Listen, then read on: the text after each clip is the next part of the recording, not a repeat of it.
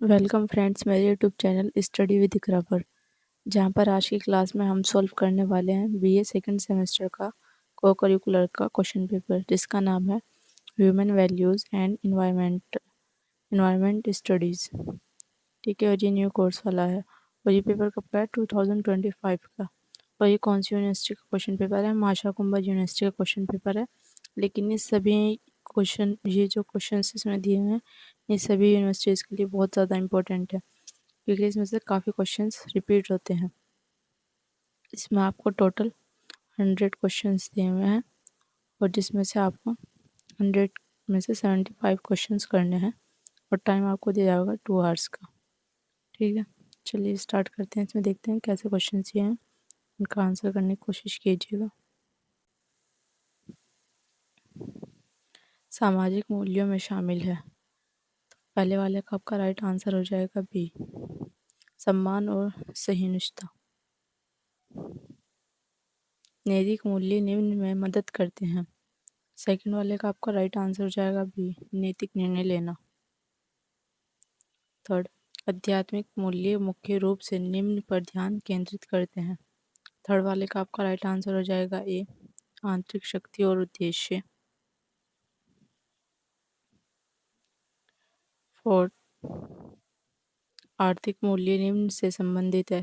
Fourth का आपका right answer हो जाएगा बी, निष्पक्ष व्यवसायिक व्यवहार। क्वेश्चन नंबर 5, भारतीय संगठनों में मूल्य प्रणाली निम्न से प्रभावित होती है। 5 वाले का आपका राइट आंसर हो जाएगा बी, सांस्कृतिक विरासत। इसके बाद आपका क्वेश्चन नंबर 6, भारतीय संगठनात्मक मूल्य प्रणाली में एक प्रमुख तत्व है। 6 का आपका राइट आंसर हो जाएगा बी, सामूहिक कल्याण। क्वेश्चन नंबर 7, प्रभावी मूल्य प्रणाली में सुधार होता है। 7 का आपका राइट आंसर हो जाएगा बी, कर्मचारी प्रतिबद्धता। क्वेश्चन नंबर 8, संगठनों में नैतिक नेतृत्व बढ़ावा देता है। 8 का आपका राइट आंसर हो जाएगा सी, दीर्घकालिक स्थिरता। अपघटक महत्वपूर्ण है क्योंकि वे, 9 का आपका राइट आंसर हो जाएगा सी, मर्द पदार्थों का विघटित करते हैं। क्वेश्चन नंबर 10, जाल खाद्य श्रृंखलाओं की तुलना में अधिक स्थिर होते हैं क्योंकि। 10 का आपका राइट आंसर हो जाएगा बी, उनमें अधिक जीव शामिल होते हैं। इनमें से कौन सा अपशायी या का उदाहरण है? 11 का आपका राइट आंसर हो जाएगा ए, केचुआ। क्वेश्चन नंबर 12, ऊर्जा का पिरामिड हमेशा होता है। 12 का आपका राइट आंसर हो जाएगा बी, सीधा। क्वेश्चन नंबर 13, कौन सा पारिस्थितिकी पिरामिड उल्टा हो सकता है? 13 का आपका राइट आंसर हो जाएगा बी, बायोमास का पिरामिड। क्वेश्चन नंबर 14, घास के मैदान में संख्याओं को पिरामिड आमतौर पर होता है। 14 का आपका राइट आंसर हो जाएगा ए, सीधा। इसके बाद आपका क्वेश्चन नंबर 15, गांधी की नैतिक चिंताओं में से एक थी। 15 का आपका राइट आंसर हो जाएगा ए,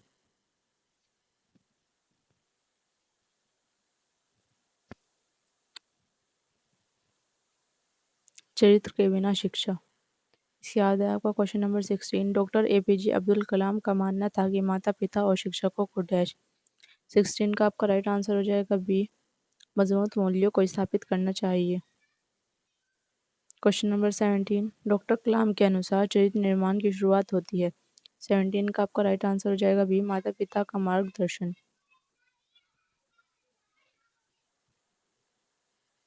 क्वेश्चन नंबर 18, डॉक्टर कलाम शिक्षकों को इस रूप में देखते थे। 18 का आपका राइट आंसर हो जाएगा बी, राष्ट्र निर्माता। इसके बाद क्वेश्चन नंबर 19, रतन टाटा को इसलिए जाना जाता है। 19 का आपका राइट आंसर हो जाएगा बी, नैतिक व्यावसायिक व्यवहार। अजीज प्रेमजी इनसे जुड़े हैं। 20 का आपका राइट आंसर हो जाएगा बी, परोपकार और शिक्षा। बिल गेट्स इन पर ध्यान केंद्रित करते हैं। 21 का आपका राइट आंसर हो जाएगा बी, वैश्विक स्तर पर स्वास्थ्य और शिक्षा। साइबर खतरों में शामिल है। 22 का आपका राइट आंसर हो जाएगा बी, मैलवेयर और फिशिंग। क्वेश्चन नंबर 23 सभी पारिस्थितिक पिरामिडों का आधार दर्शाता है। 23 का आपका राइट आंसर हो जाएगा सी उत्पादक। जलीय पारिस्थितिकी तंत्र में बायोमास का पिरामिड आमतौर पर होता है। 24 का आपका राइट आंसर हो जाएगा बी उल्टा। पारिस्थितिकी पिरामिड दर्शाते हैं। 25 का आपका राइट आंसर हो जाएगा बी ट्रॉफिक स्तर। बैकग्राउंड में थोड़ा नॉइज है तो आप उसे इग्नोर कीजिएगा। क्वेश्चन नंबर 26 ऊर्जा के पिरामिड अन्य पिरामिडों की तुलना में अधिक सटीक होते हैं क्योंकि वे 26 का आपका राइट आंसर हो जाएगा ए हमेशा सीधा होते हैं। इसके बाद आपका क्वेश्चन नंबर 27 बायोमास से तात्पर्य है। 27 का आपका राइट आंसर हो जाएगा बी जीवों का सूखा वजन। इसके बाद आपका 28 ऊर्जा पिरामिड में सही क्रम क्या है। 28 का आपका राइट आंसर देखना है क्या होगा। इसका राइट आंसर आपका हो जाएगा बी। देखिए इसमें सबसे पहले क्या आएगा, सबसे पहले उत्पादक आएगा, उसके बाद आएगा प्राथमिक उपभोक्ता, द्वितीय उपभोक्ता, फिर तृतीयक उपभोक्ता। ठीक है। इसके बाद आपका क्वेश्चन नंबर 29 कौन सा पारिस्थितिकी पिरामिड हमेशा सटीक होता है। 29 का आपका राइट आंसर हो जाएगा सी ऊर्जा पिरामिड। क्वेश्चन नंबर 30 मानवीय मूल्य मुख्य रूप से किससे संबंधित है। 30 का आपका राइट आंसर हो जाएगा बी नैतिक और नैतिक व्यवहार। क्वेश्चन नंबर 31 मानवीय मूल्य निम्नलिखित में आवश्यक है। 31 का आपका राइट आंसर हो जाएगा बी मानवीय अंतःक्रियाएं। 32 मानवीय मूल्यों की विशेषता क्या है। 32 का आपका राइट आंसर हो जाएगा सी सार्वभौमिक। क्वेश्चन नंबर 33 मानवीय मूल्यों का विकास निम्न के माध्यम से होता है। 33 का आपका राइट आंसर हो जाएगा बी समाज और शिक्षा। क्वेश्चन नंबर 34 इनमें से कौन सा मूल्य आधारित व्यावसायिक सिद्धांत है। 34 का आपका राइट आंसर हो जाएगा बी पारदर्शिता। इसके बाद आपका क्वेश्चन नंबर 35 मूल्य आधारित संगठन इस पर ध्यान केंद्रित करते हैं। 35 का आपका राइट आंसर हो जाएगा बी नैतिकता और अखंडता पर। क्वेश्चन नंबर 36 व्यावसायिक नैतिकता इस पर जोर देती है। 36 का राइट आंसर हो जाएगा बी सामाजिक जिम्मेदारी। 37 एक मूल्य संचालित कंपनी सुनिश्चित करती है। राइट आंसर हो जाएगा बी कर्मचारी कल्याण। 38 व्यवसाय में पार सांस्कृतिक मूल्य निम्न में मदद करते हैं। 38 का आपका राइट आंसर हो जाएगा बी वैश्विक सहयोग। 39 बहुराष्ट्रीय कंपनियां पार सांस्कृतिक मूल्यों को अपनाती है। 39 का आपका राइट आंसर हो जाएगा बी समावेशी वातावरण का निर्माण। 40 स्वामी विवेकानंद ने इस बात पर जोर दिया। 40 का आपका राइट आंसर हो जाएगा बी चरित्र निर्माण। 41 स्वामी विवेकानंद का मानना था कि शिक्षा से निम्नलिखित का निर्माण होना चाहिए। 41 का आपका राइट आंसर हो जाएगा सी व्यक्तित्व और मूल्य। 32 यूके के रिश्वतखोरी अधिनियम पर ध्यान केंद्रित करता है। 42 का आपका राइट आंसर बी वैश्विक स्तर पर भ्रष्टाचार का मुकाबला करना। 43 साइबर सुरक्षा सुनिश्चित करती है। 43 का आपका राइट आंसर हो जाएगा बी सिस्टम सुरक्षा। 44 भारत में स्थिरता पर ध्यान केंद्रित करता है। 44 का आपका राइट आंसर हो जाएगा बी आर्थिक विकास और संसाधन संरक्षण। 45 व्यवसाय में आध्यात्मिक नेतृत्व बढ़ावा देता है। 45 का आपका राइट आंसर हो जाएगा बी सद्भाव और नैतिकता।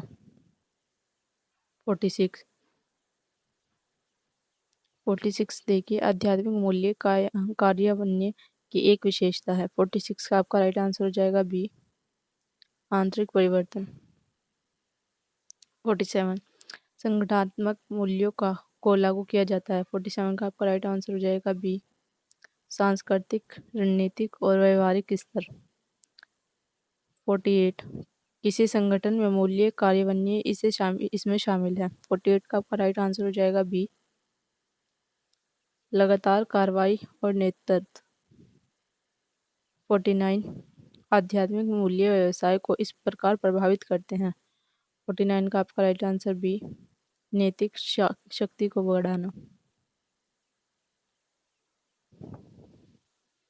50 CSR का अर्थ है। 50 का आपका राइट आंसर हो जाएगा बी, कॉर्पोरेट सामाजिक उत्तरदायित्व। इसके बाद आपको 51 CSR की एक विशेषता है। 51 का आपका राइट आंसर हो जाएगा बी, स्वैच्छिक और रणनीतिक। 52 निम्नलिखित में से कौन सा CSR मॉडल है। 52 का आपका राइट आंसर हो जाएगा ए, कैरोल का पिरामिड। 53 कैरोल के पिरामिड का कौन सा घटक नहीं है।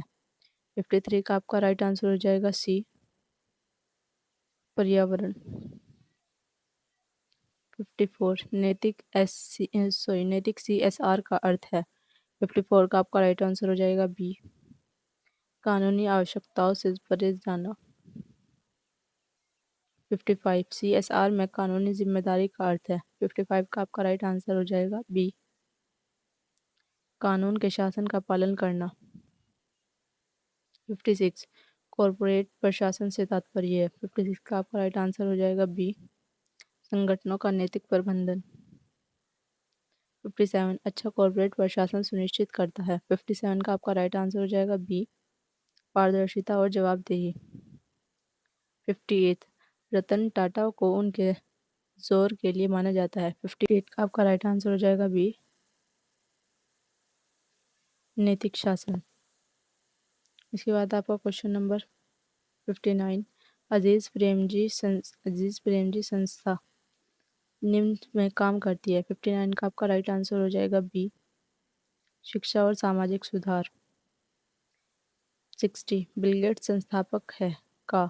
60 का आपका राइट आंसर हो जाएगा सी, माइक्रोसॉफ्ट। इसके बाद आपको क्वेश्चन नंबर 61 कौन सी कंपनी भारत में CSR और गवर्नेंस का मॉडल है। 61 का आपका राइट आंसर हो जाएगा बी, टाटा समूह। 62 बातचीत में मुख्य मानवीय मूल्य है। 62 का आपका राइट आंसर हो जाएगा बी, ईमानदारी। नैतिक दुविधा तब होती है जब। 63 का आपका राइट आंसर हो जाएगा बी, सही और गलत में टकराव होता है। इसके बाद आपका क्वेश्चन नंबर 64 मूल्य आधारित निर्णय है। 64 का आपका राइट आंसर हो जाएगा बी वाला, नैतिक और अखंडता पर आधारित। इसके बाद 65 पारदर्शिता का अर्थ है। इसका राइट आंसर बी हो जाएगा, खुला और ईमानदार संचार। क्वेश्चन नंबर 66 सामाजिक मूल्य प्रोत्साहित करते हैं। 66 का आपका राइट आंसर हो जाएगा बी, सहयोग। 67 समग्र निर्णय लेने का मूल सिद्धांत क्या है। 67 का आपका राइट आंसर हो जाएगा सी, एकीकृत और समावेशी विचार। क्वेश्चन नंबर 68 प्रबंध में समग्र दृष्टिकोण का उपयोग करने का संभावित परिणाम क्या है। 68 का आपका राइट आंसर हो जाएगा सी, स्थायी निर्णय। क्वेश्चन नंबर 69 समग्र प्रबंध का एक प्रमुख लाभ है। 69 का आपका राइट आंसर हो जाएगा बी, बेहतर हितधारक जुड़ाव। 70 समग्र दृष्टिकोण में नैतिकता पर विचार किया जाता है। 70 का आपका राइट आंसर हो जाएगा बी, निर्णय लेने के लिए केंद्रीय। 71 समग्र नेतृत्व प्रोत्साहित करता है। 71 का आपका राइट आंसर हो जाएगा बी, सहानुभूति और दूरदर्शिता। क्वेश्चन नंबर 72 कौन सी प्रबंध शैली समग्र प्रबंधन के विपरीत है। 72 का ए हो जाएगा, रैखिक सोच। 73 समग्र मॉडल में अक्सर निम्न की आवश्यकता होती है। 73 का राइट आंसर आपका हो जाएगा सी, डेटा, नैतिकता और अंतर्ज्ञान का संतुलन। 74 समग्र सोच में कारण और प्रभाव को इस रूप में देखा जाता है। 74 का आपका राइट आंसर हो जाएगा बी, वर्ताकार और परस्पर जुड़े हुए। ठीक है, उसके बाद आपका क्वेश्चन नंबर 75 भगवत गीता में नेताओं के लिए किस गुण पर जोर दिया गया है। तो 75 का आपका राइट आंसर हो जाएगा सी, संभाव। 76 प्रबंधन में कर्मयोग प्रोत्साहित करता है। 76 का आपका राइट आंसर हो जाएगा बी, परिणामों की अपेक्षा बिना काम करना। परिणाम की अपेक्षा के बिना काम करना। इसके बाद आपका क्वेश्चन नंबर 77, निम्नलिखित में से कौन गीता की शिक्षा के अनुरूप है? तो 77 का आपका राइट आंसर हो जाएगा सी, निस्वार्थ कार्य अनुरूप है। ठीक है। गीता के अनुसार निर्णय लेने में स्पष्टता उत्पन्न होती है। 78 का आपका राइट आंसर हो जाएगा बी, शुद्ध बुद्धि और वैराग्य। 79, गीता किस प्रकार के नेतृत्व को प्रोत्साहित करती है? 79 का आपका राइट आंसर हो जाएगा बी, दूरदर्शी और बुद्धिमान। 80, गीता की कौन सी अवधारणा तनाव को प्रतिबंधित करने में मदद करती है? 80 का आपका राइट आंसर हो जाएगा बी, ज्ञान का योग। 81, भगवत गीता प्रबंधक की मदद करती है। 81 का आपका राइट आंसर हो जाएगा सी, संतुलित सोच और कार्य। 82 का आपका राइट आंसर 82, गीता से प्रेरित एक नेता होगा। 82 का आपका राइट आंसर हो जाएगा बी, अलग और बुद्धिमान। 83, कौन सा योग प्रभावी नेतृत्व के साथ अच्छा संरेखित है? 83 का आपका राइट आंसर हो जाएगा बी, कर्म योग। 84, निम्नलिखित में से कौन जीवमंडल की एक कार्यात्मक इकाई है? 84 का आपका राइट आंसर हो जाएगा बी, पारिस्थितिकी तंत्र। 85 देखिए, पारिस्थितिकी तंत्र का प्राथमिक कार्य है। 85 का आपका राइट आंसर हो जाएगा डी, ऊर्जा प्रवाह को बनाए रखना। 86, अजैविक घटकों में निम्नलिखित को छोड़कर सभी शामिल हैं। अजैविक का मतलब होता है जो सांस नहीं ले सकते। ठीक है, तो इसमें आपका राइट आंसर हो जाएगा सी, जानवर, क्योंकि जानवर, हम, इंसान या छोटे कीड़े मकोड़े किस में आएंगे? जैविक में, जो सांस ले सकते हैं। तो इसका 86 का आपका राइट आंसर हो जाएगा सी। पारिस्थितिकी तंत्र में उत्पादकों को निम्न रूप से भी जाना जाता है। तो 87 का आपका राइट आंसर हो जाएगा सी, स्वपोषी। स्वपोषी का मतलब होता है जो अपना खाना खुद बनाते हैं, उन्हें हम क्या बोलते हैं? स्वपोषी। ठीक है, तो पारिस्थितिकी तंत्र में जो उत्पादक मतलब जो सबसे पहले स्तर पर होते हैं, जैसे पेड़ पौधे, तो वो क्या करते हैं? वो अपना खाना खुद बनाते हैं, तो उनको क्या बोलेंगे? स्वपोषी बोलेंगे। और वो क्या होंगे? उत्पादक। और उनको फिर जो खाएगा उसको हम क्या बोलेंगे? उपभोक्ता। क्वेश्चन नंबर 88, उपभोक्ता प्रत्यक्ष या अप्रत्यक्ष रूप से इन पर निर्भर करते हैं। अभी मैंने बताया उपभोक्ता किसको खाएंगे? उत्पादक को। इसका राइट आंसर हो जाएगा बी। 89, अपघटक निम्न में भूमिका निभाते हैं। तो इसका 89 का आपका राइट आंसर हो जाएगा बी, पोषण तत्वों का पुनर्चक्रण। निम्नलिखित में से कौन सा पारिस्थितिकी तंत्र का कार्य नहीं है? 90 का आपका राइट आंसर हो जाएगा डी, बादल का निर्माण। 91, वन पारिस्थितिकी तंत्र इसका उदाहरण है। 91 का आपका राइट आंसर हो जाएगा सी, पारिस्थितिकी स्थलीय पारिस्थितिकी तंत्र। 92, तालाब पारिस्थितिकी तंत्र में शामिल है। तो 92 का आपका राइट आंसर हो जाएगा डी, ये सभी, मछली, फाइटोप्लैंक्टन, पानी, ये सभी। 93, ट्रॉफिक स्तर दर्शाते हैं। 93 का आपका राइट आंसर हो जाएगा बी, खाद्य श्रृंखला में भोजन की स्थिति। 94, खाद्य श्रृंखला में ऊर्जा प्रभावित होती है। 94 का आपका राइट आंसर हो जाएगा सी, उत्पादक से उपभोक्ता तक, मतलब पहले उत्पादक होगा फिर उसके बाद कौन होगा? उपभोक्ता। ठीक है, उत्पादक से कहाँ पे जाएगी? उपभोक्ता में, फिर उपभोक्ता से प्राथमिक में, फिर प्राथमिक से द्वितीय उपभोक्ता में। ठीक है, ऐसे ही चलता जाएगा ये। तो इसमें एक और चीज़ ध्यान रखिए, जैसे उपभोक्ता उत्पादक है, उत्पादक के पास अगर 10,000 ऊर्जा है, तो जब उसे उपभोक्ता लेगा, उत्पादक से उत्पादक उपभोक्ता पे जाएगी, तो सिर्फ उसकी 10% जाएगी।